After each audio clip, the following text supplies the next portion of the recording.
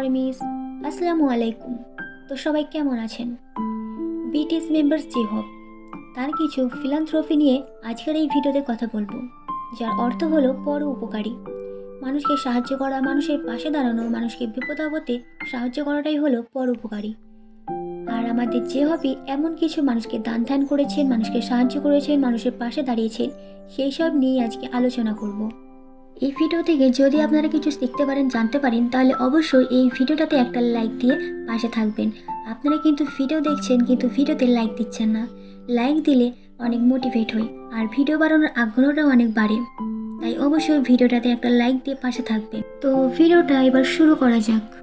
Green Nobel ক্লাবের সদস্য, যেটা চাইল্ড ফান্ডের কোরিয়ার উচ্চ মূল্যবান দাতাদের স্বীকৃতি দেয়, সাউথ কোরিয়ান গোয়াংজু শহরের আলমা মেটার হাই স্কুলে যারা পড়াচ্ছেন তাদের সমর্থনে জিহব 2018 সালের ডিসেম্বর মাসে 150 মিলিয়ন দান করেছিলেন। কিন্তু জিহব সেটাকে সেই সময় ওই দানটাকে ব্যক্তিগত রাখার জন্য অনুরোধ করেছিলেন। এরপর 2019 সালে জিহব আরও 100 মিলিয়ন দান করেছিলেন ওই আলমা মেটার হাই স্কুলে। এরপর 2020 সালে যখন কোভিড-19 চলছিল, তখনকার অবস্থা সত্যি অনেক খারাপ ছিল।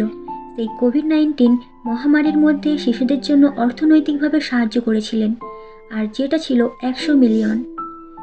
আপনারা শুধু টাকাগুলো গুনতে থাকবেন আর আমি বলতে থাকি। এরপর 2021 সালে ফেব্রুয়ারি মাসে তিনি যেই সব শিশুরা দৃষ্টিহীন ও প্রতিবন্ধী তাদের জন্য তিনি 150 মিলিয়ন দান করেছিলেন। তারপরের মাসে মানে মে মাসে শিশু দিবসের জন্য তিনি আফ্রিকার তানজানিয়ায় ক্ষতিগ্রস্ত শিশুদের জন্য 100 মিলিয়ন দান করেছিলেন। ওই বছরেই মানে 2021 সালের ডিসেম্বর মাসে তিনি যেই পরিবারগুলোর স্বল্প পরিমাণে আয় হয় সেই সব পরিবারগুলোতে শিশুদের জন্য গরম জামা কাপড়, শিশুদের যত্ন এবং শিশুদের চিকিৎসার জন্য আরও 100 মিলিয়ন দান করেছিলেন। জিহব 2018 সাল থেকে 21 সাল পর্যন্ত কোরিয়ার চাইল্ড ফান্ডে মোট 800 মিলিয়ন দান করেছিলেন। এরপরেই 2022 সালে সাউথ কোরিয়ার সিওল শহরে একটা বন্যা হয়েছিল। সেখানের মানুষরা অনেক ক্ষতিগ্রস্ত হয়ে পড়েছিল। তাদেরকে সাহায্য করার জন্য হোপ ব্রিজ কোরিয়ায় দুর্যোগ ত্রাণ সমিতির মাধ্যমে 100 মিলিয়ন দান করেছিলেন। এরপরে তিনি শেষ যেই দানটা করেছিলেন সেটা ছিল 2023 সাল।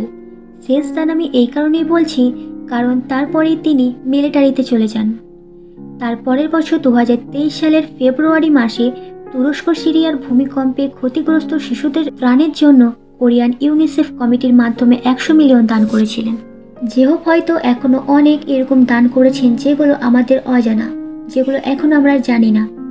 তো ভিডিওটা এই পর্যন্তই। আশা করি আপনাদের কাছে ভিডিওটা ভালো লেগেছে, আর ভালো লাগলে অবশ্যই ভিডিওটাতে একটা লাইক দিয়ে পাশে থাকবেন। যদি আপনাদের কাছে মনে হয় যে আপনারা বিটিএস মেম্বার সম্পর্কে এই ভিডিও থেকে নতুন কিছু জানতে পারলেন। আর শেষে একটা প্রশ্ন আপনাদেরকে করি যে জিহব 2018 সাল থেকে শুরু করে 23 সাল পর্যন্ত মানুষদেরকে মোট কত মিলিয়ন সাহায্য করেছেন?